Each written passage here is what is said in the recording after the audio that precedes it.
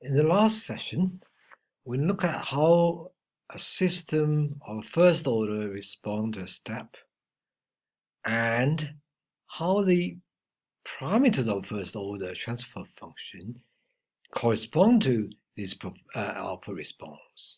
For example, if I have DC gain of a particular value, then output in steady state, the final value of the response will equal to the DC gain times the input. And the time constant indicate how fast or how slow a system responds to an input. Now we're going to go further than that in this session and look into more detail about the transfer function of first order system and their behavior. So I'm going to start using this example. A first order system 20 over s plus 4. Now that is in a standard second format for the first order, because the coefficient of s is 1. Of course, I can change that. I can change that to the standard first format by dividing top and the bottom every single term by 4. So 20 divided by 4 becomes 5. 4 divided by 4 becomes 1. 1 coefficient of s is 1. 1 divided by 4 is 0.25. So that makes it into a standard first format. Therefore, we know the DC gain is 5. The time constant is 0.25. And the quarter frequency is 1 over 0.25 or equal to 4. And then we have a pretty good idea to know that the output will not equal to input because we have DC gain to 5. And time constant, how fast and how slow we respond. But if we apply the steps to find the step response for a more specific answer, so the Laplace transform of input is 1 over s because we have input is 1. So that's 1 over s. Therefore, the output equals to gs times us. That's 20 over s plus 4 times 1 over s. That's my step number 2. Step number 3, I'll do a partial fraction, something over s plus something over s plus 4, because these are the two terms I have in the denominator of the output response in frequency domain. I'm going to find the value of A, I need to find the value of B by applying either the common denominator method or the cover-up method. So I get A equals to 5, B equals to minus 5. Step number 4, apply inverse Laplace transform to equation number 2. 1 over s corresponds to 1, times that by 5, so get 5 times 1. 1 over s plus 4 corresponds to e to the minus 4t in time domain, okay? Or e to the minus 4t, the Laplace transform of that is 1 over s plus 4. So therefore, I'm going to move minus 5 to the front, that times e to the minus 4t. So I get a response 5, take the common term 5 out, I get 5 times 1 minus, oh, this 5 should take out, this 5 should not be here, it should be 1 minus e to the power of 4t. Okay, now think about, now this 5 doesn't exist, okay? Now think about what would happen if t tends to infinite. T tends to infinite, the second term in the solution disappears because e to the power minus infinite, that's 0. Okay, so the output will be 5 in steady state. Okay, so bear that in mind. For that particular system, transfer function is 20 over s plus 4. This is the transfer function we are dealing with. Now, next example, I'm going to change that format, transfer function slightly. The only thing I'm going to change is in the denominator. Plus 4, I change to minus 4 instead. Okay, let's see how it responds. Let's say output response of that system is YB, so we're going to compare with the previous example. Again, Laplace transform of input of a step is 1 over s. Multiply that to the transfer function, I get this. Do the partial fraction, find the value of a and b. This time, the coefficient of s is minus 5, b equals to 5. Inverse Laplace transform. This will give me minus 5 times 1, 5 times e to the power of, because it's minus 4, so inverse Laplace transform, that will be e to the power of positive 4. Okay, again, this 5, okay, that should not be here because I've taken the 5 out of the bracket. Okay, there's a small mistake there. So this 5, cross that 5 out. Now think about this. This is the e second term in the response is e to the power of positive t, positive 4 times t, where yb would be if t tends to infinite. Think about that, because in the next graph I'm going to plot them. On the left-hand side, ya, where transfer function is 20 over s plus 4, you can see that it starts from 0, it follows the exponential function, and it eventually tends to 5. Okay. On the right-hand side, the transfer function is 20 over s minus 4. Now, it also follows the exponential function, but as time increases, it tends to a very, very large value. It eventually goes to infinite. Look at the scales in y-axis. On the left, I have 5. On the right, that's 300. That's only the first 1 second. Think about how fast they're going to go up. This will eventually settle down. This one won't. It will just continue to rise. Now, I have two very similar systems here. The only difference here is what's in the denominator. One is plus 4, one is minus 4. That makes all the difference in the response. So it's the right time to introduce this concept, poles and zeros. So if you have a transfer function in a general sense, like you have several terms in the numerator, you have a number of terms in the denominator. Okay? If you equate denominator, all the denominator, everything in the denominator to 0,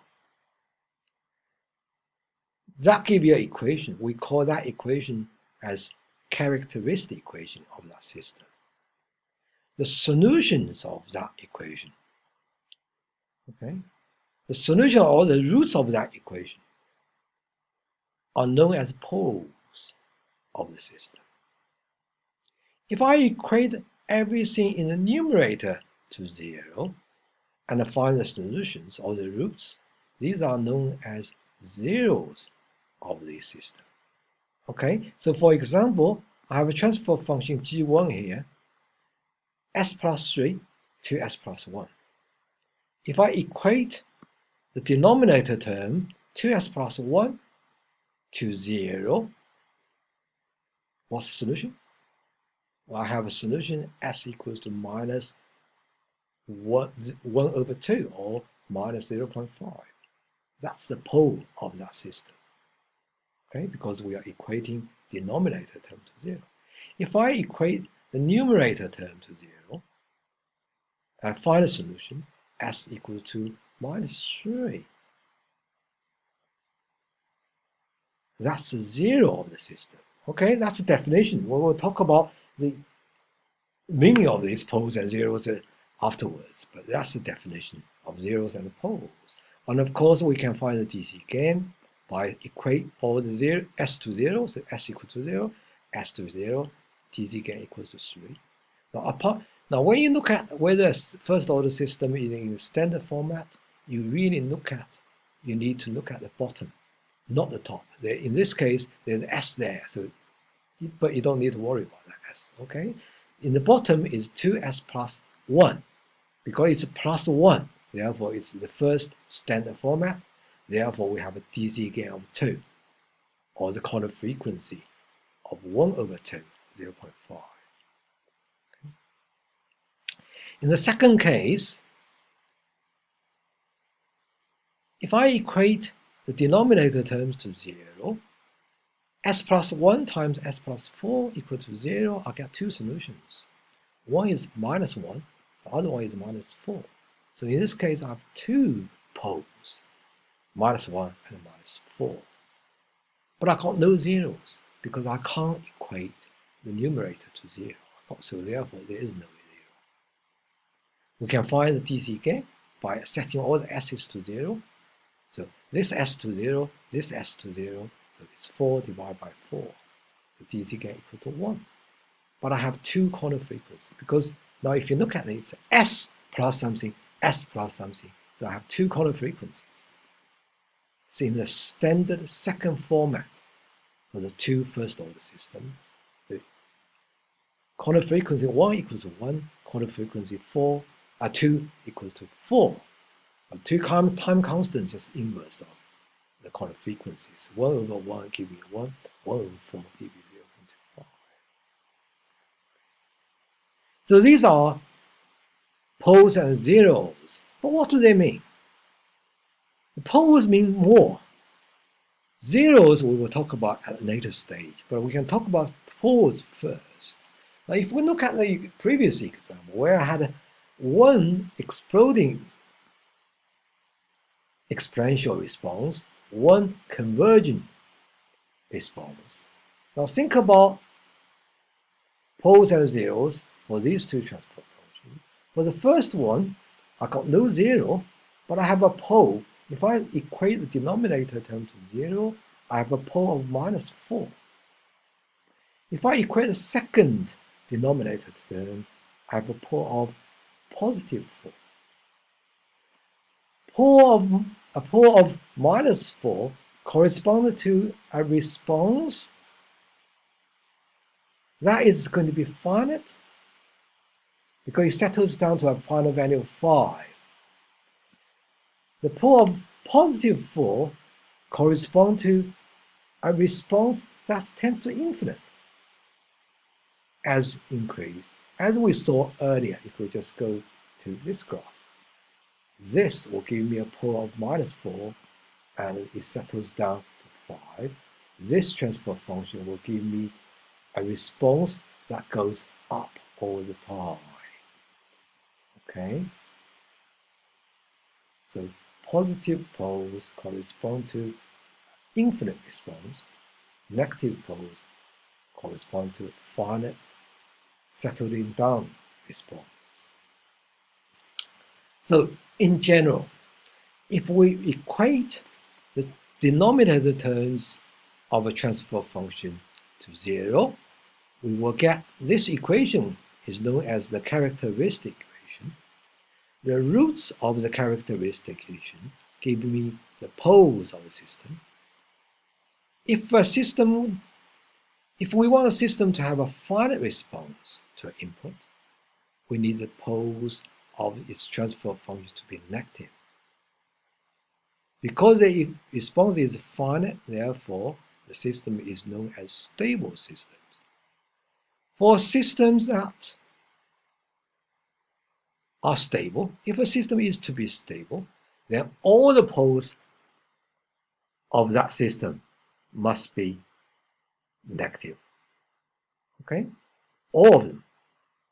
If any of the poles are positive, just even if there's only one positive pole, then system will go to infinite. Okay? The systems are known as unstable systems. So positive poles correspond to unstable systems, negative poles correspond to stable systems. But even then, when we have negative poles, but how negative they are, what does that tell us? Okay, so we're going to use the following 3 examples to see how negative actually mean to the response. Okay, so I have 3 transfer functions. I made small changes here. Okay, this is the coefficient of S is 0.1, so I have a time constant of 0.1. This coefficient of S is 1, so I have a time constant of 1. This coefficient of S is 10, so I have a time constant of 10. But if I can find the poles of this, equate the denominator term to 0, 1 plus 0.5 or 0.1 S equals 0. That will give me a pole of minus 10. Equate this denominator term to 0, that will give me a pole of minus 1. This equal to that to 0, that will give me a pole of minus 0.1. We know this time constant is 0.1. We know this time constant is 1. This time constant 10. And from previous discussions, we know this will give us the fastest response. This will give me a reasonable response. This will give me a slowest response between the 3. Fast response, we have a lot more negative pole. Slow response, we have a smaller, less negative pole. Okay, so bear that in mind. Look at that response of the 3 systems. The red line is the fastest. It goes up to the final value really fast. The second system, it goes up and settles down. The third one, and really it's out of scale, it actually carries on because it's very, very, very slow. So pole locations, it needs to be, for a system to be fast, to respond fast, you will have small time constant, but you will have more negative poles. Okay, we can visually, we can do that more visually. We actually represent the poles and zeros in a graph or in a complex plan. So at the bottom here, my x-axis represents a real part of a number or complex number. The y-axis represents imaginary part of a complex number. Because 0 and poles are solutions of equation, so you give you numbers. The numbers in the previous example, we have real numbers, but it's possible we also have complex poles or complex zeros. Okay, so over here, this is what we do. Okay, if I have a real pole, it's going to be sit on the real axis or the x-axis. If I have a pole, any pole, I use a cross to represent it's a pole. If I have a 0, I use a little circle to represent that. So I have a positive 4, that's a pole from one system. I might have a pole negative 4, that's a pole from a different system. And I might have a 0, that's minus 1, that sits there. But I could have a complex pole. Complex pole comes in pairs, okay? They all come in conjugate pairs. So minus 2 plus J2, and then you will have minus 2 minus J2, because that's minus J2, that's plus J2. Okay?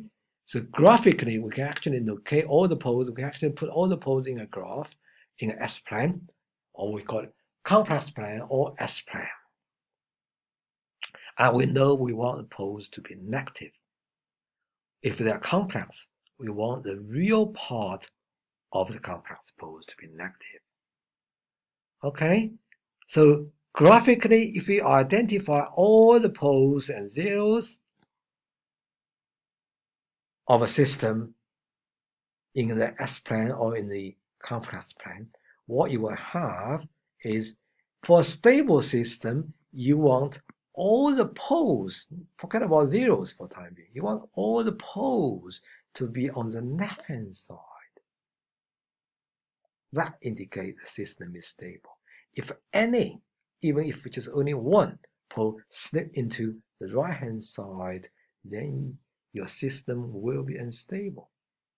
Now, of course, you might have a situation where the pole sits right in the middle, on the y-axis or the imaginary axis, in which case it sits between stable and an unstable region. We call that as a marginally stable system.